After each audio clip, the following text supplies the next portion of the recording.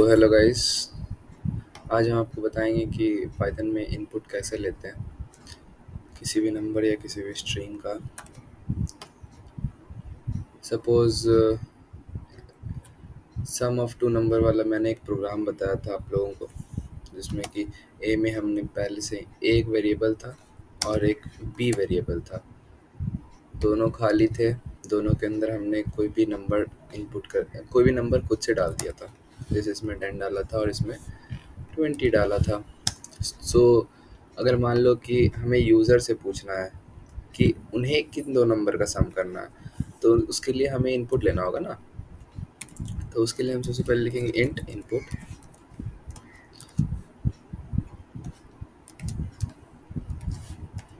ये जो ब्रैकेट है जो इनपुट के बाद लगता है, इसके अंदर हम प्रॉम्प्ट लिखते हैं। प्रॉम्प्ट वो होता है जो कि हमें यूज़र को दिखाना होगा। अगर हम इसमें लिखेंगे एंटर नंबर, तो यूज़र को यही शो होगा। जब ए के अंदर जो भी यूज़र इनपुट डालेगा उस टाइम यही उसको शो होगा, इंटर अ नंबर। तो सही है। बी के अंदर भी हम एक नंबर ले लेते हैं इनपुट। इसके अंदर भी सेम लिख देते हैं।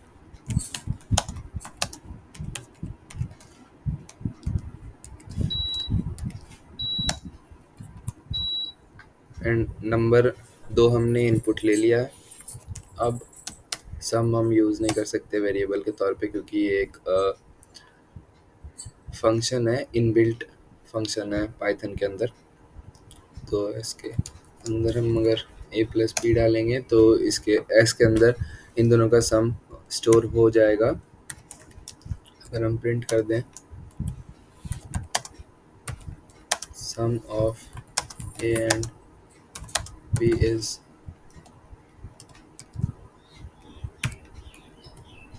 एस।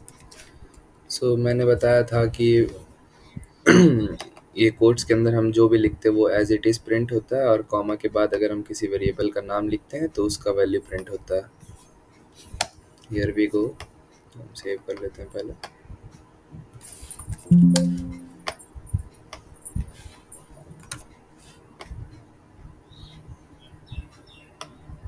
जस्ट सेक।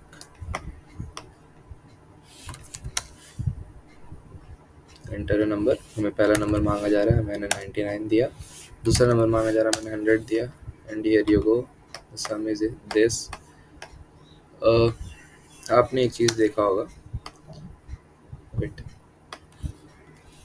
आपने एक चीज़ देखा होगा यहाँ पे इंटर नंबर जब पूछ रहा है तो मैं डायरेक्ट नंबर डाल रहा हूँ, तो इन दोनों के बीच में स्पेस नहीं आ रहा, ये अच्छा नहीं लग रहा दिखने में। So let me kill this process and then I'll change it. मैंने एक कोलोन लगा करके एक स्पेस दे दिया है। सॉरी, अब ये मांग रहा है तो सही लग रहा है देखने में। Here you go।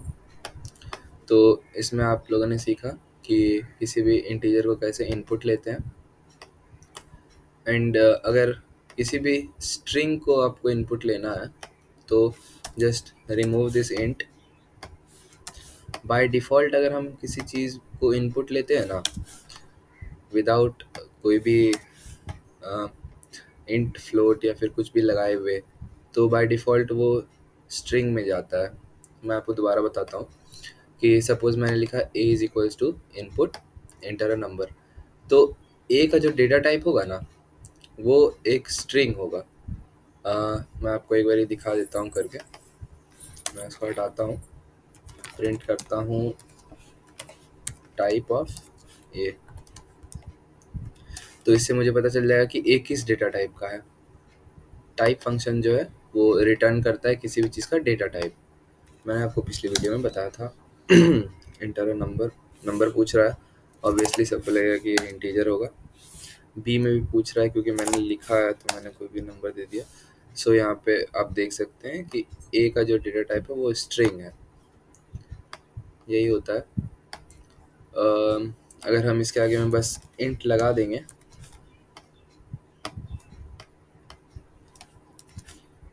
और उसके बाद अगर हम ए का डेटा टाइप चेक करेंगे तो ये इंट आएगा। ठीक है। सो अगर आपने सीख लिया है कि दो दो इंटीजर को कैसे इनपुट लेते हैं, फिर इंटीजर को कैसे इनपुट लेते हैं, तो आपके लिए एक टास्क है। आपको दो नंबर को इनपुट लेना है। मैं लिख देता हूँ, write a program to input two numbers and print its multiplication. This is your homework. You have to do this. Okay. अब हम देखते हैं कि एक सेकेंड, हम देखते हैं कि स्ट्रिंग को जो हमने इनपुट लिया था, अगर हम दो स्ट्रिंग को ऐड कर देते हैं तो उस वो एरर शो करता है या फिर क्या शो करता है। जाहिर सी बात है, अगर हम s प्लस ए करेंगे तो एरर ही शो करना चाहिए लॉजिकली, बट लेट्स सी। मैं ए के अंदर एक स्ट्रिंग ले लेता हूँ, सॉरी हिंट मैंने पास कर दिया था।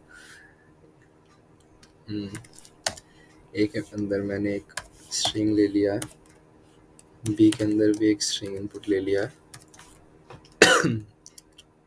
सॉरी, अभी आप सोच रहे होंगे कि मैंने ये कोट्स को सॉरी ये ब्रैकेट के अंदर कुछ प्रॉम्प्ट क्यों नहीं दिया। मेरी मर्जी है, मैं प्रॉम्प्ट नहीं भी दूंगा तो भी चलेगा, क्योंकि यहाँ मैं खुद ही इनपुट देने वाला हूँ, तो मैंने प्रॉम्प्ट नहीं दिया है। But as a good programmer you can give enter a string or whatever you want, you can give here. Same is the case here, enter a string. okay, so यहाँ पे मैंने दो स्ट्रिंग को input लिया। मैं अगर इसको print करूँ a प्लस बी तो एरर शो करना चाहिए, बट यहाँ एरर शो नहीं करेगा। ओके, मैं एक स्ट्रिंग दे देता हूँ, सपोज मैं लिख देता हूँ बैचलर। ओके, बैचलर्स लिख देता हूँ, सॉरी बैचलर लिख देता हूँ। यहाँ पे मैं कोड लिख देता हूँ। तो यहाँ पे आप देख रहे हो कि बैचलर और कोड को दोनों को सटा करके लिख दिया गया है। इसको बोलते हैं कॉन्कैटिनेशन। ठीक है, ये आप नोट कर लेना, कॉन्कैटिनेशन बोलते हैं कि जब दो स्ट्रिंग को ऐड किया जाता है, मीन्स दो स्ट्रिंग को मिला करके लिख दिया जाता है, उसको कॉन्कैटिनेशन बोलते हैं। पहले ए को लिख दिया गया यहाँ पर, फिर बी को लिख दिया गया विदाउट स्पेस। याद रखना है कि इसके बीच में स्पेस नहीं आता है। ठीक है, सो आपने सीखा कि कैसे इनपुट लेते हैं स्ट्रिंग को, कैसे इनपुट लेते हैं इंटीजर को। ओके, सो आज के लिए बस इतना ही। अब अगला प्रोग्राम हम कल लिखेंगे।